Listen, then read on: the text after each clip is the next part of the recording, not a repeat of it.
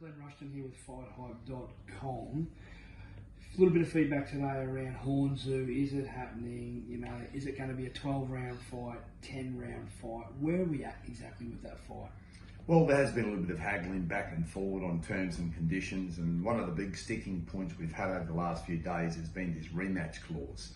We asked for a rematch clause in the fight, given Jeff's profile on what he's achieved and done, and fighting Tim Tszyu, but they were just absolutely adamant. For them, that was a deal breaker. And at the end of the day, we've just decided, well, the heck with a rematch clause. And in some ways, I actually don't mind. It's a positive because Jeff, when we burn all of Jeff's bridges, when he has to win, when he's all in, we saw what he did in Zerafa too.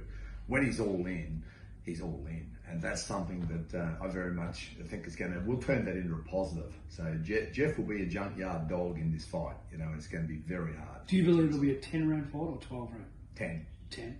I believe it'll be a 10-round fight because I think, as Jeff said, if they want to go to 12 and 70-30, and certainly money does talk, and I think that they won't want to sacrifice a big part of their payday for the extra 2 rounds. So I think ultimately we'll end up with a 10-round fight. The last big sort of Australian sort of domestic fight was obviously Horn Mundine, obviously big one. Does Tszyu and Horn, do you believe it will get as much traction as fighting a legend like you did with Anthony Mundine? It's hard to say. Anthony had built up a massive reputation that was, totally justified over a very long period of time. So he had a huge brand and he had a lot of followers. So, has Tim Tszyu yet got to that level? Well, probably not, but he is seen as a young bull and up and comer with terrific breeding and a great, exciting style. He's a very high KO percentage. He's a big puncher. So this is going to be perceived as a, the old versus the new, the up and comer versus the old bull. But I think it's going to be a very exciting fight. I think it's going to capture the imagination of the Australian boxing public and the Australian public in general. And I think it will do very, very well. Whether it gets the same heights as Horn Mundine, it's hard to say. Fight fans are waiting. Do you reckon in the next couple of days there'll be an announcement from yourself, Lonergan, and obviously the guys, Matt Rose and Glenn Jennings?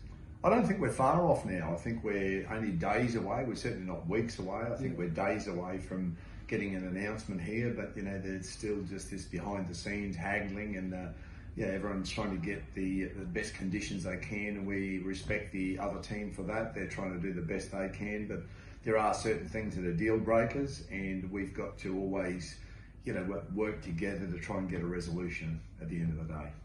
No worries. Breaking news today, Anthony Mundine wants to come, well, he's not really retired. He believes he warrants a fight with Michael Zerafa. You fought him twice last year. What are your thoughts on that?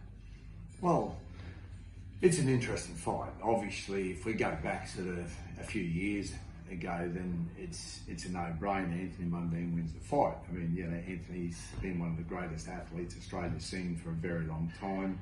And he started showing that when he was just a child, and through to what he achieved in rugby league was phenomenal, and to what he achieved in boxing, to be even fighting Sven Otkin, well, I think it was only his 10th fight or something. 11th, and just winning that fight until the last minute, when he got caught, just for a little lack of experience. So he's a phenomenal athlete, 3 times, I believe, world champion. So, he's certainly capable. The key thing is here, can he turn back time? That's the question. Can he turn back time? I believe it's possible, difficult, but possible. Because remember, we've got someone in Michael Zerafa that's a fitness fanatic that runs phenomenal times, phenomenal distances. And this is the danger that Anthony faces, is can he slow this fight down? Can he have this fight? Can he turn it into a technical fight rather than just a war of attrition in a fitness contest? If it becomes a test of fitness, then obviously it's going to make it difficult for Anthony. But, if Anthony can prepare really well and properly and peak at just the right time, then we know that Anthony's got the power. We saw what he did with, and many others, and even recently Brown, so we can see that he's got the ability to be explosive and devastating, and of course he's got the power to stop anybody. So, is he capable? Of course he's capable. But he's going to have to want this really bad, and the preparation is going to be absolutely critical. You're saying he could beat him? It's possible, yeah. I'm saying that if we wind the clock back 3 years and you asking me the same question, I'd say Anthony Mundine would win the fight. Really? Can he win the fight now? You know, you've got to look at a fighter that's really 44 years of age. You know, it's to try and.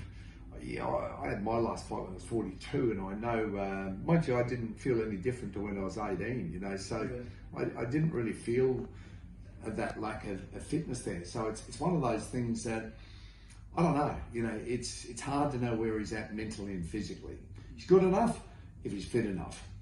You know, is he going to get fit enough? How much does he want it? Is he going to turn up? I mean, I don't know the answers to those questions, but naturally we would say, you know, of course, Michael Zerafa is the favourite going into the fight. Because when you fought Anthony, obviously you had it at a certain contract, and that was the contract. Yeah. Obviously there was a catch weight that you had to weigh in the second weigh-in. Anthony fighting Zerafa now, they both weigh in at 160, and Chop can come into the ring at 170, 169. He's going to be a lot bigger than when Jeff Horn. He is. That's not having to go with Jeff Horn.